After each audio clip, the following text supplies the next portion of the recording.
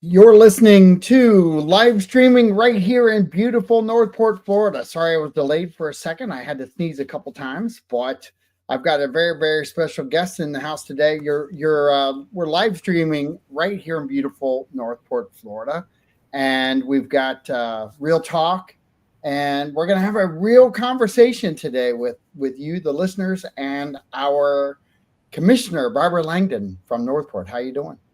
I'm doing great, John. How are you? Not too bad, not too bad at all. We've got a little bit happening around town, don't we? Always, always. A little more drama than I prefer, but it is what it is. Well, I think drama follows every city, doesn't it? I think so too. When I talk to folks in other municipalities, it's pretty much par for the course. Yeah, we go through these moments in time, and you, the listeners, if you have any questions for Barbara Langdon or myself, feel free to ask. We're here to address anything that you guys have to talk about along the path. But I say this about a lot of cities. I grew up in Columbus and served in the Air Force and was everywhere. Um, anytime you're connected with the city, it seems like it's amplified more. I think when citizens are disconnected from the city, they don't hear it. They don't hear the noise so much. Um, Right, is that a right. good interpretation from your viewpoint? Well, yeah, folks are connected. And sometimes those who are connected because they're upset about something or angry about something or confused about something. Um, I grew up in the city of Boston. And so talk about a political environment. And I was used to a very strong mayor and sort of more of an advisory council, and there were votes, but the strong mayor was pretty strong, elected by the voters of the city of Boston. And Kind of a when flip, kind of huh? a flip to what we have here. A real flip.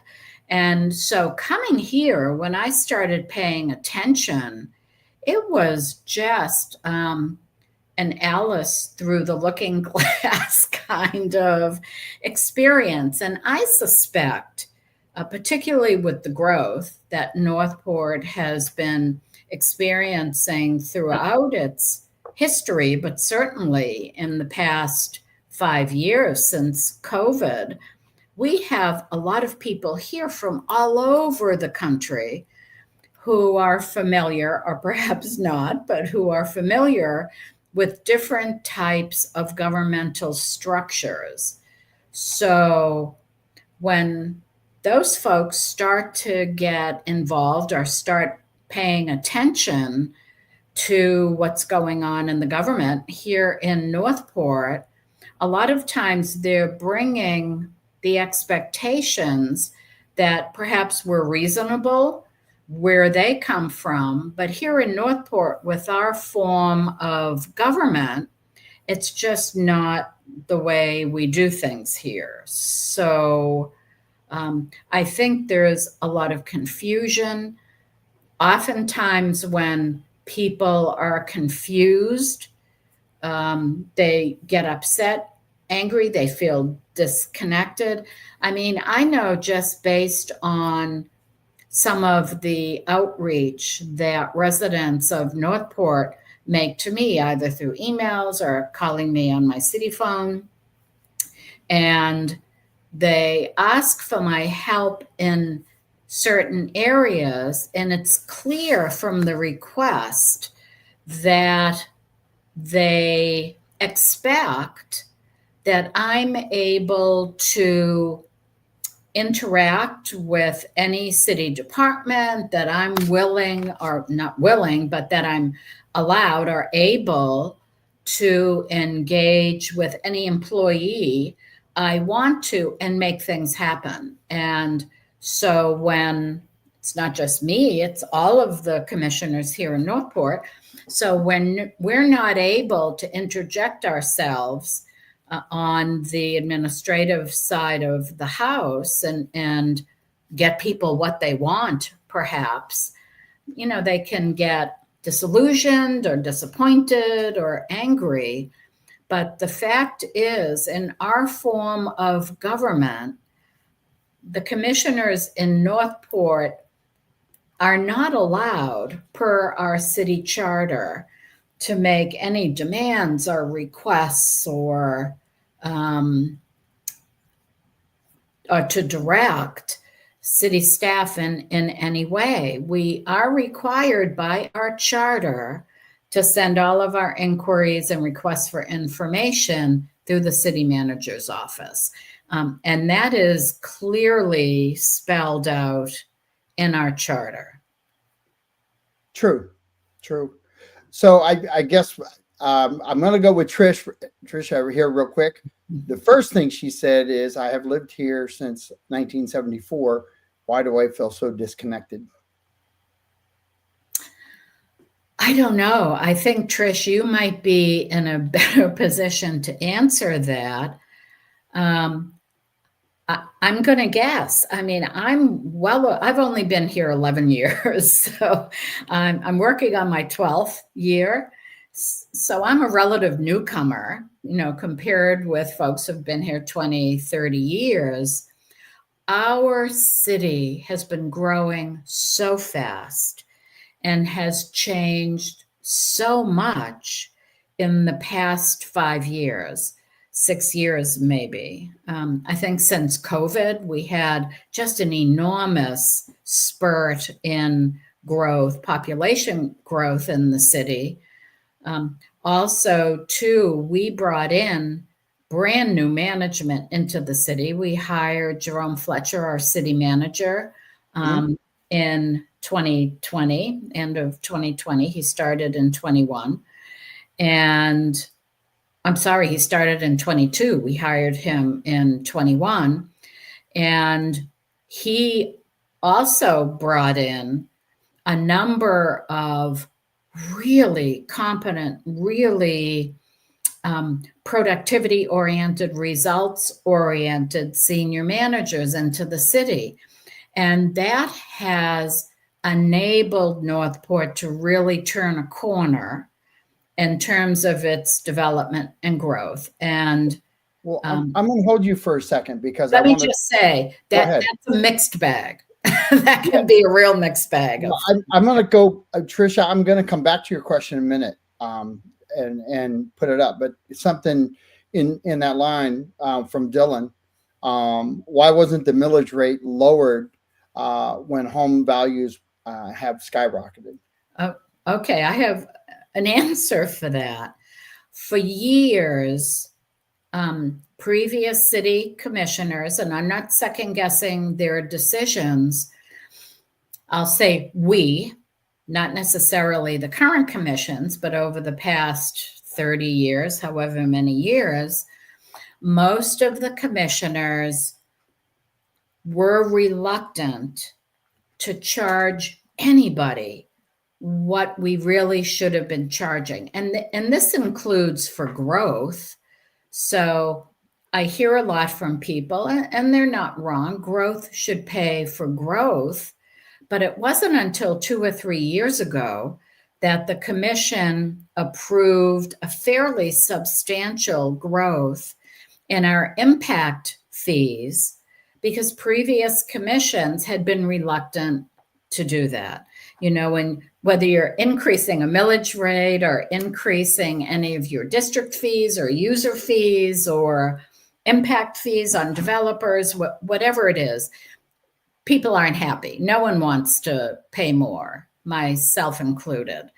But historically, we've not staffed to the level we needed to staff at. We didn't have sufficient numbers of employees in certain departments to be able to deliver a level of service to our residents and to the businesses here in Northport, or who wanted to come here in Northport.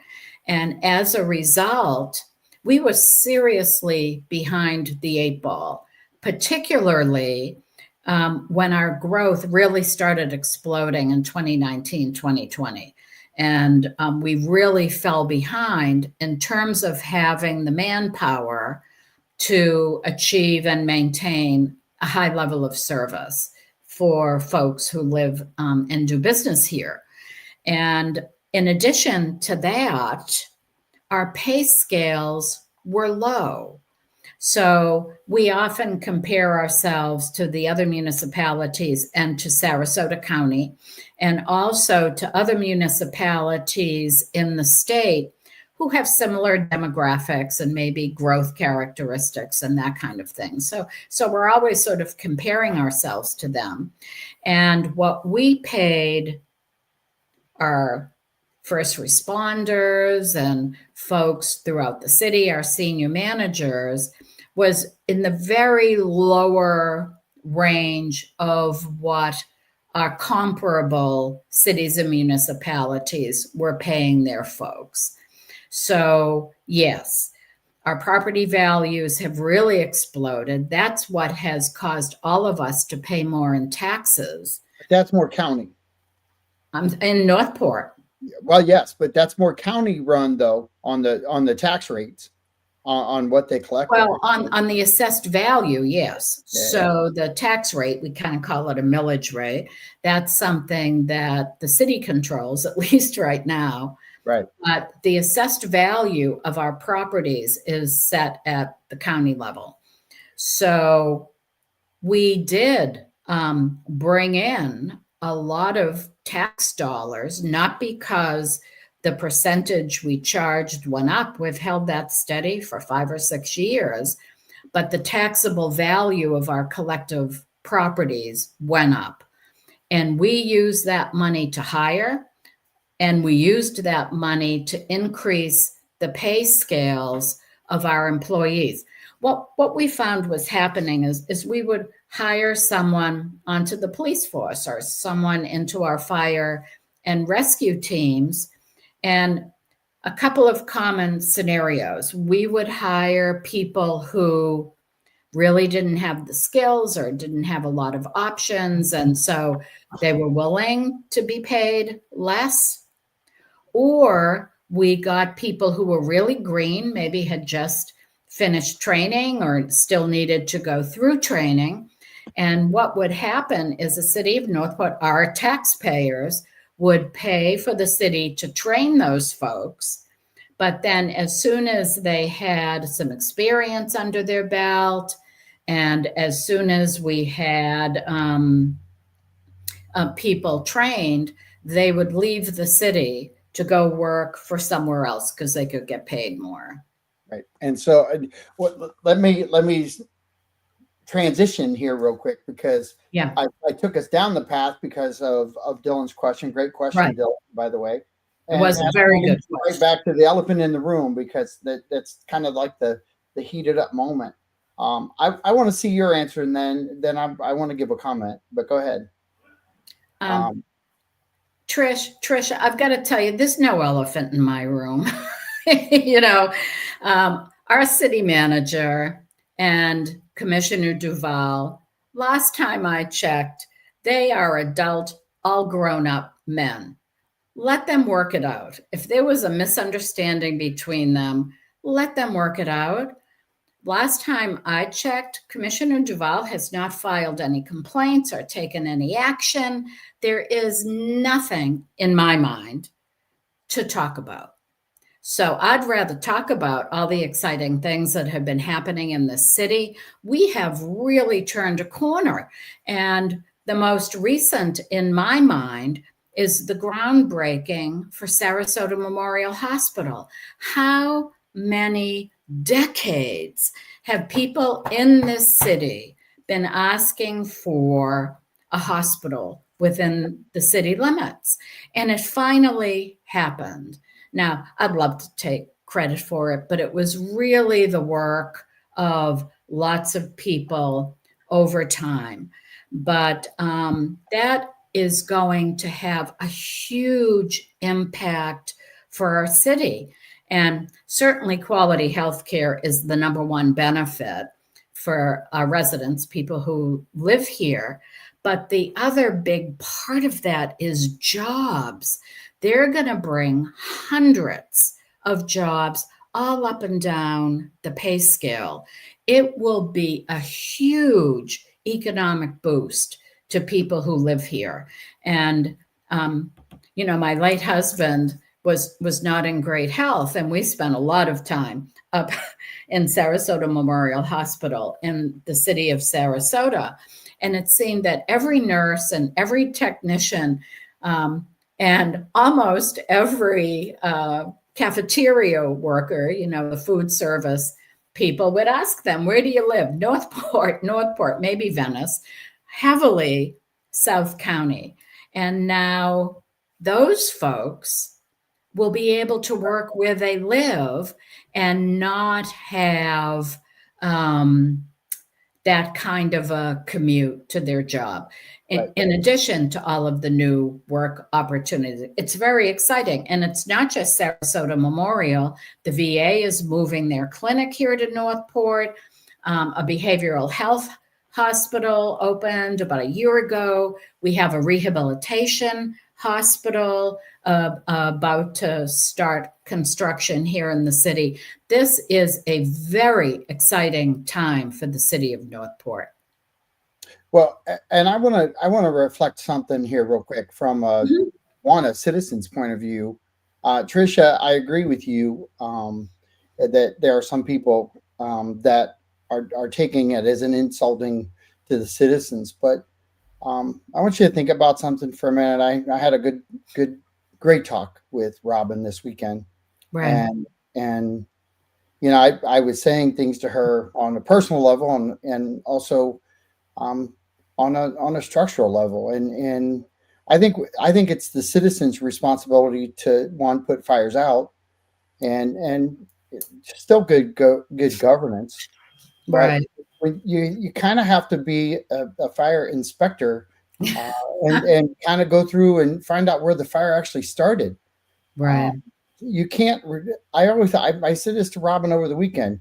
A lot of football players, when they get into a retaliatory push, they get flagged. Well, they don't catch the first guy; they catch the second guy. Right. Well, there's always the first incident, and I'm not saying it's right or it's wrong. I don't know that any of it's right or wrong. I'm not going to pick a side. What I'm going to say is, maybe stop dumping gasoline on the fire and go figure out what it was. And go figure out where the fire started, because that's what fire guys do. They don't go.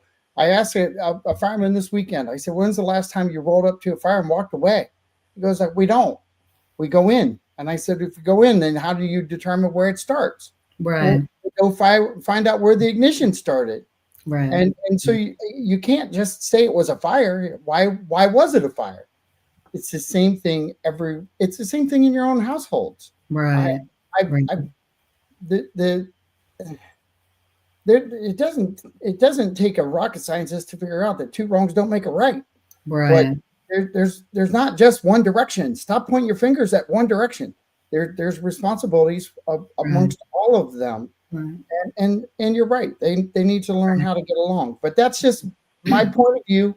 Right. I taught that to my boys. I hope that gives you a different perspective, Tricia. But Right. I know that you're upset by it, and you're allowed to be. It's okay. Right. Right. I saw it post, and I wanted to at least give that out. Right. And let me slide into Chuck English, Glenn Coke. Hold on. Glenn is a past customer of mine. Hi, Glenn. Talking about the American flag, how come the code enforcement doesn't do their job? Where we live, they allow a junkyard across the street from us. Now, if you could take a picture of that, you could probably send it into the app or not the app anymore, but the website on the city website, and at least get notice sent out to the proper channels. Or if you'll text me, I'll help you do that, Glenn, for sure. But it go ahead, Robin. I'm sorry. If I can, John, for a minute, Sure. respond to Glenn. This is one of the toughest balancing acts that we have in this city. And for every person who complains to me that the city is becoming an HOA. We want landscaping to be a certain way. We don't want unregistered cars or blah, blah, blah, whatever it is.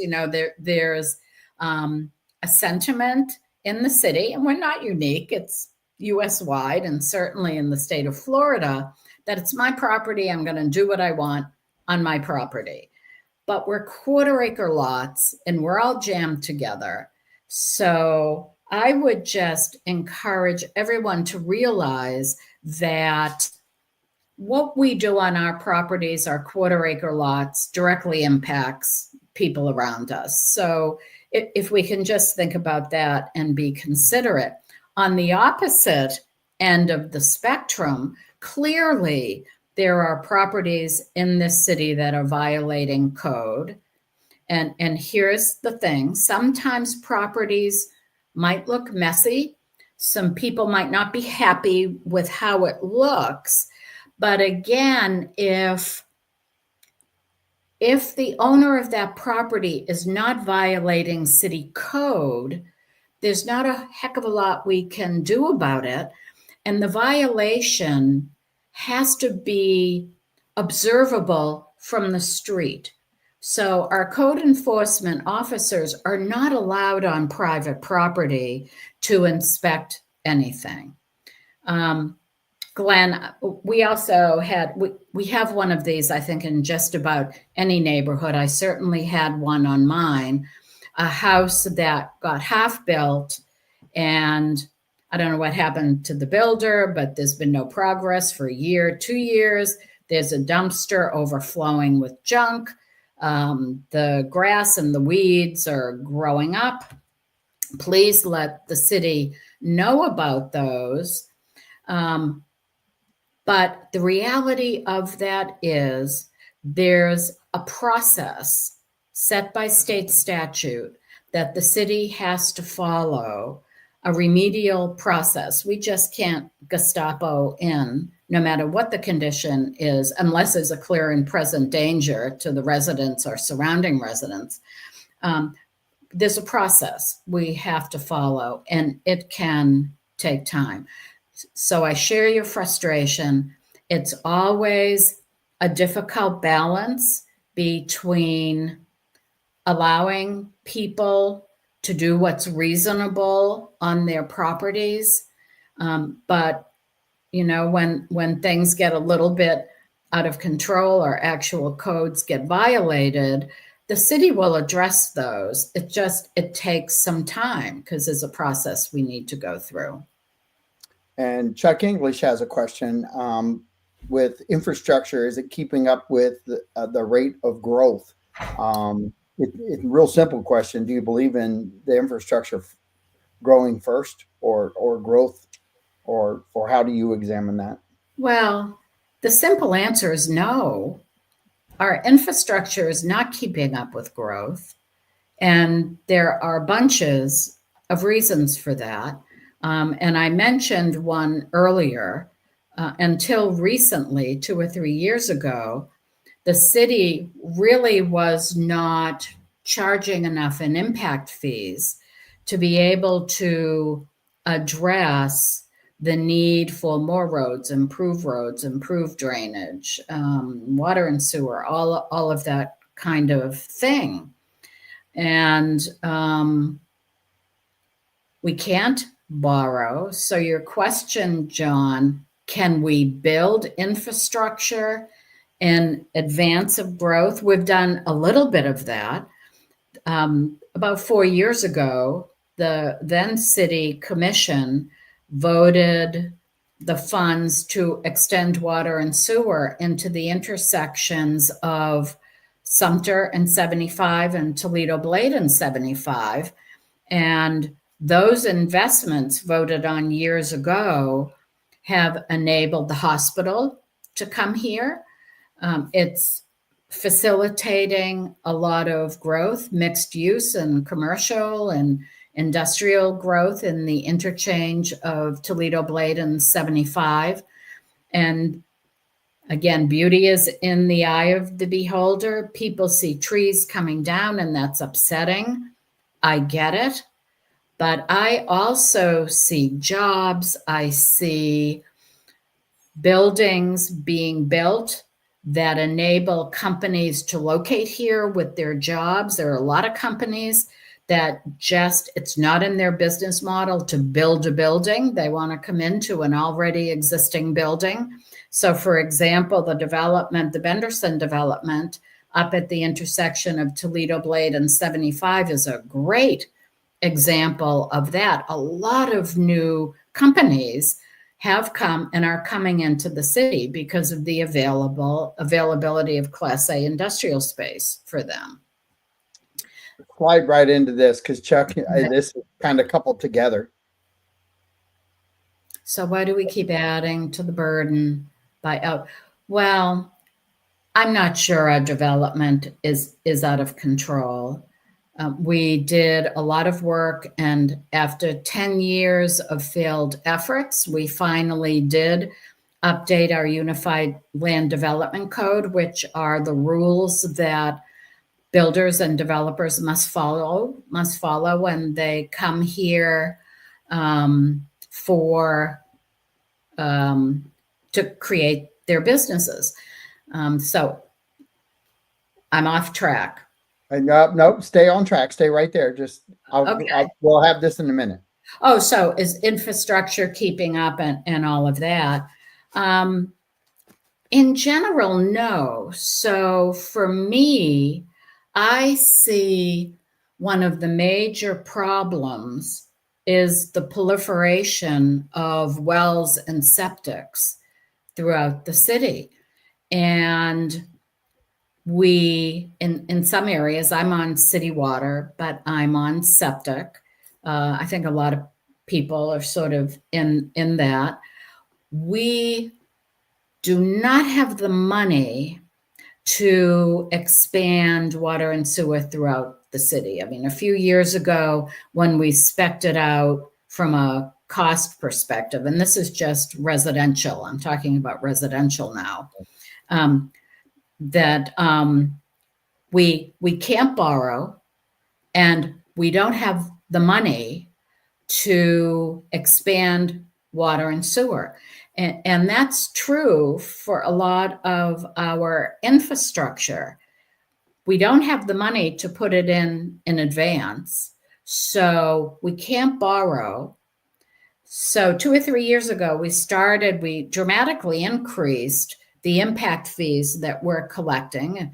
If a builder builds a single-family home or a multifamily home or the Benderson project with all of its Class A industrial space, they are all paying impact fees. But we have to save as we go. So yes, we've been charging more to developers the past 2 or 3 months, but we have to put all of that money in reserve until we have enough money to do the project. We are required by state statute to have all of the money saved up before we initiate a project. And that's a real challenge. Construction costs are going up 8 to 10% a year, and we're always chasing that curve. Now, it's a little different when it comes to larger projects because our ULDC requires those projects to build or construct or connect to their own water and sewer. So no longer, and this was for years, you could not have a commercial property on septic and well. It would have to be on, city water and city sewer. So it's really the proliferation of single-family homes on quarter-acre lots that are the most troublesome from an infrastructure point of view. And about traffic and roads, when a large development goes in, whether it's multifamily or mixed use, combination of commercial and residential, or a completely commercial or industrial space, traffic studies are done, not by the city, but by a third party consultant. And typically, the result of that study will require that development to put in some improvements. Might not be widening the road, it might be adding a turn lane, it might be doing something else, it might be improving the drainage in that area. It gets really technical. But again, what's the toughest, and this is sometimes hard for people to accept, the larger projects have more requirements in terms of drainage, impact on traffic, buffering. Our new ULDC has really amped up the buffering requirements of those developments, particularly when they abut a single family home community. The landscaping, trees or fences or walls or bushes or whatever. And so the city is able to impact those larger developments. What we're a little hamstrung on are those single family homes. And the tendency, people want bigger homes, which again, covers more of that quarter acre lot. So it's a real mixed bag in terms of that. Quick follow-up. In addition to what we have as far as regulations, right, like with the water and sewer and different things like that, we're also going to be at some point directed by the federal government to do something too. Yeah. And that I think that's a step that a lot of people like disconnect with right. On some of the regulations. Can you talk about that just quickly? Yeah, I don't know when that's going to happen. Most people think at some point the Environmental Protection Agency is going to come down on municipalities with a very high percentage of septic and well. I lived in New Hampshire for 30 years, and most of my time there I was on septic and well. The difference is elevation and a rocky soil. We don't have it. So anyway, yeah, and it's going to be huge. We've been trying to avoid putting the whole burden on our residents. Last time we did a cost estimate, it's about 30 grand per household to put the infrastructure in the street and for the house to connect then to that infrastructure. And we do have some funds, and there's slow progress in one small area of the city to put that water and sewer in.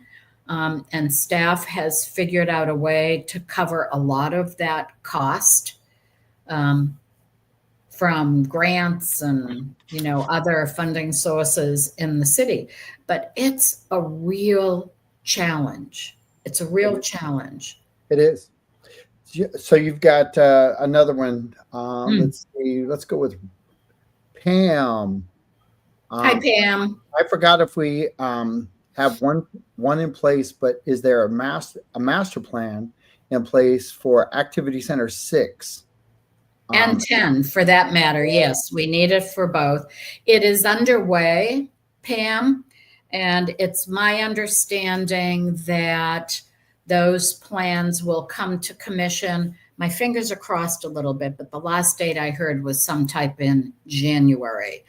But those plans are well underway, as well as a master plan for out by Parks and Rec for east of Toledo Blade.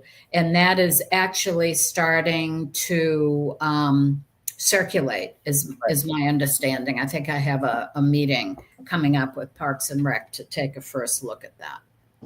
Well, and I've got kind of a combination. We didn't answer this earlier for Dylan. A follow up. What is the plan if they abolish property taxes? have we started like looking at what is going to happen if that occurs? I'm going to pray a lot. Yeah, because That's don't pretty much we really where count we're at, we Dylan. really count on that, don't we? Well, I mean, really, what else is there? My expectation is if Tallahassee makes that change, then they're going to have to craft what is the alternative. Right. One of the things I heard when I was in Tallahassee last year, now we'll be there again in January and we'll get an update on this. But one of the things I heard was, oh, well, we'll do it through property taxes. Well, let's talk about volatility. Up and down, up and down, up and down. Sales taxes are way more volatile than property taxes. Properties, I mean, clearly we've seen an upswing over the past 5 years, but when you look at the long term, they're pretty consistent, up and down. Sales taxes are all over the place. So, how do you plan as a municipality or county? How do you plan to pay people year to year? How can you fulfill your commitments to your community to do certain projects, build a new park, expand a road, improve road and drainage in an area, improve our response to hurricanes? How can you do that when you have no idea year to year what your revenue flow is going to look like? Right. You're right. I don't know how to do it, Dylan. So I'm going to be praying a lot. That's what I'm going to be doing. I know. So let's slide into Parks and Rec because you mentioned parks, so I threw Right. it up there. Yeah. Sean, he actually asked this at the town hall meeting with Mayor Phil. But Parks and Rec facilities and staff give us North Fort Easterners some love out here. I think you're going to have a good time with this one. Go ahead. Sean, I have been the biggest pain in the tuchus on the dais saying, what about out east? What about out east? Aren't you east? Aren't you east? You are east. I am east. It's my district. But that's not the only reason. I mean, we are building our 30th park. Now, Director Fundheller kind of corrected me. It's not that we have 30 parks in the traditional sense of parks, but we also have facilities. So let's take a look at West Price, where the high school is, and across the street we have the middle school, and we have, of course, I'll have a brain cramp. I want to say Abbott Park. It's not. We have a park out there. We have a water park out there, and we have a community center. So that counts for 3 parks on sort of one Butler Park in one area. And we also have the Myakkahatchee Creek Greenway that kind of borders that whole area. So we could say 4 parks in the same, or facilities in the same area. We have 30 west of Toledo Blade. I want to protect those. I don't ever want to see the city in a position of having to sell open space and parkland to balance our budget. But we have 1 park and some land that the county bequeathed to us on San Mateo that will connect with Atwater Park, which is the only park right now we have out east. So I've been a huge proponent of starting to allocate money to buy land for parks. So any day now, I will have, and all the commissioners will have, a sneak peek at the Parks and Rec master plan for out east. And I'm really excited to see that. There is an intention to build a community center, sort of in the Atwater Park area. I am a 100% proponent of having a community center to service the out east community as it starts building out. I am concerned about the city's ability to maintain and run 3 community centers. It's my feeling, and I know I get a lot of displeasure from the community, but we do deep dives into the budget every year. We are not a wealthy community, and we have a lot of wealthy assets to maintain. So I'm concerned about having 3 community centers. I think having one out west and one out east is sufficient, but we definitely need to start expanding our parks infrastructure out east. So I'm really looking forward to get a sneak peek at the master plan. And this one is really about the concerns about traffic from Robin. Great question. So the people over at the Heron Creek area with Right. Sumter and Price, and it's really getting really congested there. What's the talk now? Are we in talks? Are we doing anything there? I know that we really need the state to step up and help us with the interchange there at Sumter and 75, because we have 2 really bad escape routes right now that are just horrible in time of need, and high density. Right. What's your thoughts there? Right. First, with Robin, I think that development is beginning to lease out or get purchased. Traffic will get heavy. I don't think I have seen the traffic plan for that. I'd be happy to do a little research and get back to you on what kinds of improvements, if any, the traffic studies of that development required. Certainly isn't being helped by the widening of Price. I think once that work is completed, traffic in that area will flow a lot better. But John, to your point, yeah, I mean, we need enhancements at both of our interchanges. We desperately need a 3rd interchange. We're not feeling the pain of that traffic-wise yet. It's coming. It's coming, but we are feeling the pain of that from a bringing jobs here point of view. When we redid the Unified Land Development Code, part of that was rezoning, part of that was the amping up of the design requirements. But a lot of the rezoning for commercial and not so much retail, but a lot of more industrial development is planned for those activity centers.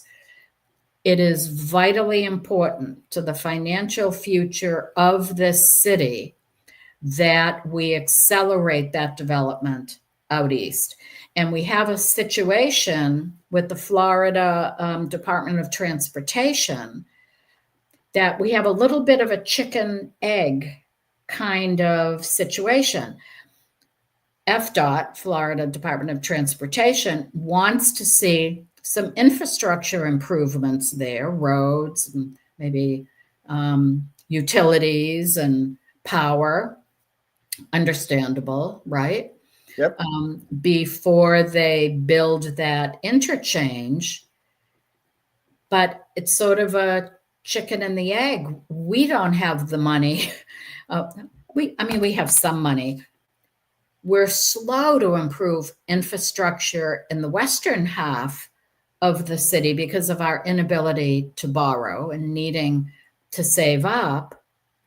How do you then say to the community, well, we're going to spend even less improving infrastructure west of Toledo Blade, and we're going to spend it out east where the city won't see the benefit of that for 5, 10, 15 years. I'll be dead. So it's a challenge. So we have some really great staff, and they are evaluating, they're working with a lot of the property owners, the larger property owners out east, and trying to come up with different creative ways of funding infrastructure development out east in support of those master plans that Pam was referencing that we'll see early next year, but also to begin, facilitating the development of that new exchange. But the city is paying for some temporary lights at both Sumter and Toledo Blade to help with the traffic flow. It's bad in the morning. It's bad going out. It's bad coming in. Absolutely. We don't want to lose lives either, because it's so dangerous. It is dangerous. It is dangerous. Robin's got another question. Are you aware of any FDOT plans to add more lanes to 75? And I agree with her. It becomes a parking lot. I don't know whether it's a true parking lot because of open roads or the construction. I want to see 75 with no construction on it first, so I can actually drive it without having to hit construction. But I feel like I'm in Columbus, Ohio again. But I agree with her. It's kind of very treacherous, and it's definitely dangerous. And when I'm on the motorcycle, it's tough too. Right. I want to stop and start all over the place, Yeah. Robin, you are pushing all of my buttons today, or between you and Pam. Evacuation is a major concern of mine. And to answer your question, I've not heard of any immediate plans by FDOT. I no longer sit on the Metropolitan Planning Organization. I was on it for 3 years and I rolled off earlier this year. So I'm not aware of any. A lot of the focus of FDOT right now is improving the interchanges in North County.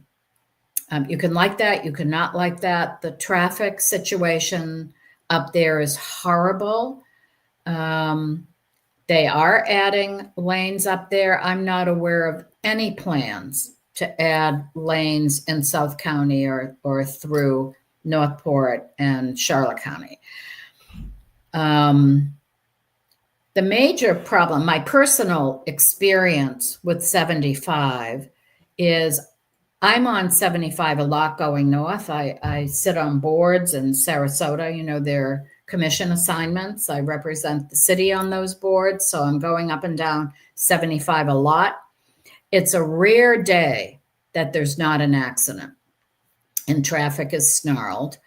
And anyone familiar with that, if there's problems on 75, the overflow onto 41, both of those roads become impassable.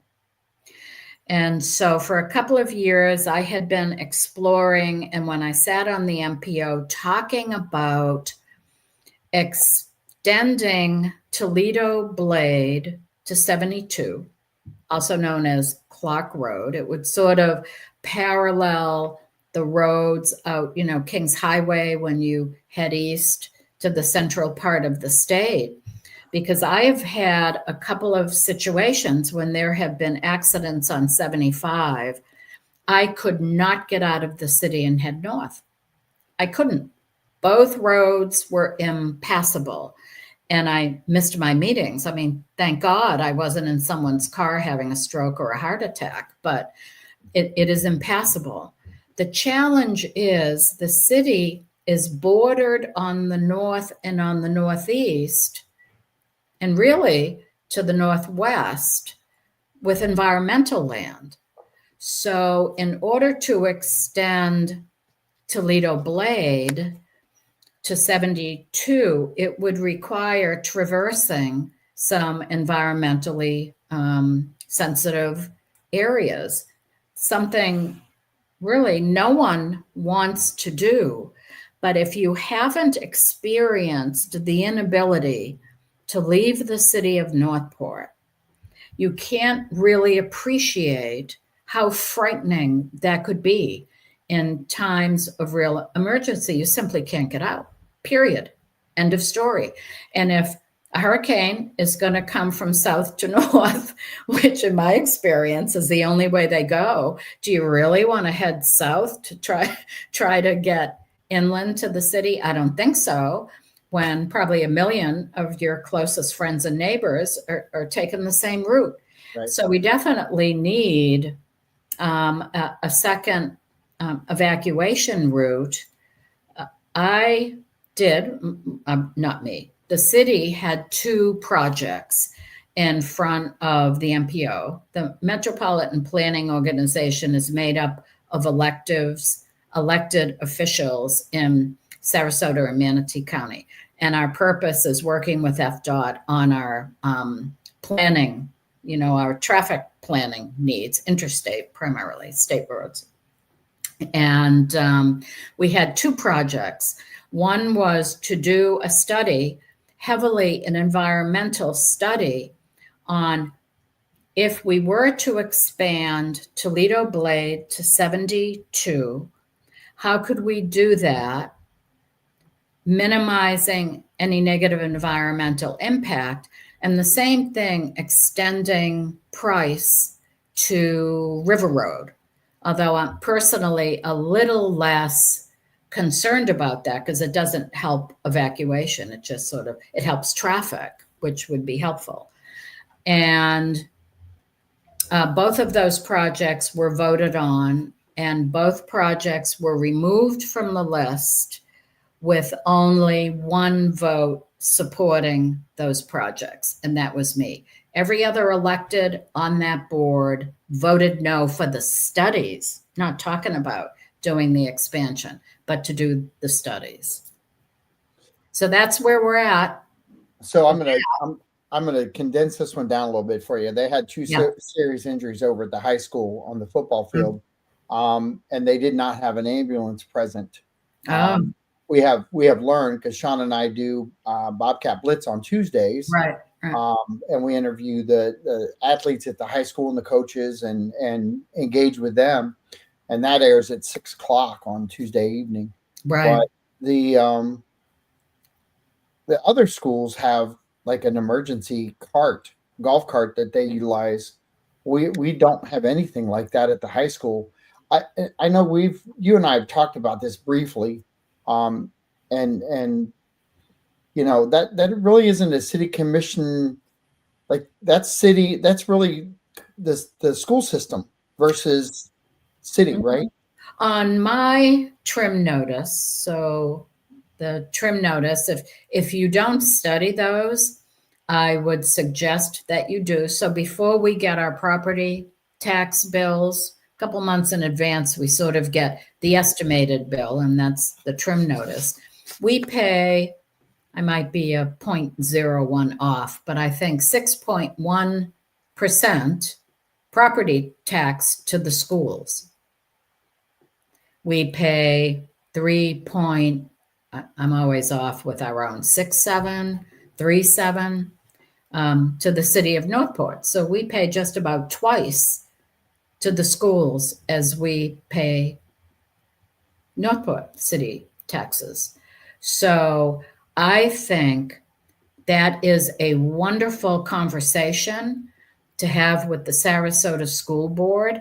And I'm not saying, they're under the same constraints as all of the other municipalities and taxing authorities everywhere, but certainly within Sarasota County. There's way more projects and things deserving of funding than there's money to go around. But until we start engaging as a community with the county and with the school board, then we'll continue to not have some of these things. Now, in defense of the school board, they have been incredibly helpful. They've funded the new Northport High School in Wallen Park. They've funded a doubling of the footprint of our technical college up on Toledo Blade. Very exciting. That'll be expanding training and nursing and medical technicians, as well as manufacturing technologies. They've also funded a major upgrade to our existing Northport High School. So they have been investing a lot in the city of Northport. So I do want people to be aware of that. But if we do need some emergency assistance out at the games, that's where I would start. I'm also just taking a note. I will talk through city manager. I will talk with staff about ambulance or cart service. I mean, I would think we could do some fundraising or how much would sort of an electric cart cost? If Sean, if you'd like to shoot me a little bit of information, I'm happy to make inquiries in the city and see if there's any way we can help. But we also need to engage with the school board around our sporting.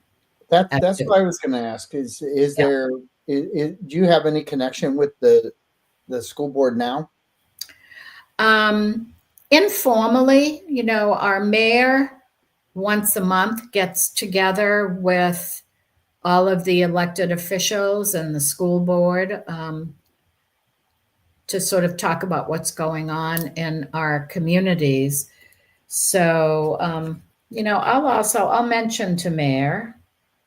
And then Phil, I got Phil on the mind. Sean said he's going to. So I've got Sean, Phil, and Robin on the mind. Wow. Because I messed everybody up. But he said thank you, but he'll definitely find out some more information for you. Right. And then I have another. Robin said, "Great broadcast, John and Commissioner Langdon. Very informative with excellent and in-depth explanation and questions." Yeah. I love it when everybody gets involved in it. It certainly makes the hour. It flew by. Anyway, but we're over the hour actually already. So right. It's that is the beauty in this whole thing. Right. I don't have any more questions, but posted from anybody else. But I need another hour. There were other things. You want to add anything in real quick? Nothing that I could do in 5 or 10 minutes. You're just going to have me back. I will. Yeah. But so much to talk about. And it's interesting. These shows really take on a life of their own, and they're really directed by the audience participation and the Q&A and all of that. So I appreciate people listening in and asking questions. You've really put me through my paces today. Well, check out another one pop up, and it was he went to the GIS presentation today. Can you read that out loud? Went to the GIS presentation today. You're one up on me. I had a very good chat with the GIS staff from multiple jurisdictions, focusing on the property west of the old Winn-Dixie, east of the Myakkahatchee Creek, and north of 41. Believe this is a manatee protection zone. Used to have a conservation restricted easement of the city and is in a FEMA flood zone. Why would you not allow the property owner to sell it to the county as a park? I wasn't aware that a property owner wanted to sell it as a park or that there was any way for the city to obstruct that. So I'd have to do a little bit of research into that because I'm not aware of any activity there. I thought I'd throw you out some kudos from everybody. So. Thank you, Russ. Thank you for the participation, and thank you for putting up with me. I've talked a lot. Yeah, you did a good job. Yeah. I appreciate you, and listeners, thank you so much for following and engaging. And please share this content and encourage everybody. As you can tell, questions got asked and answered. So this is what it's a platform that encourages participation. So thank you so much. I appreciate everybody doing it. Take care. Have a good week, everybody. This is John Rawlings with Real Talk saying thanks very much for joining us today, and we'll talk to you soon. Bye bye now. Bye.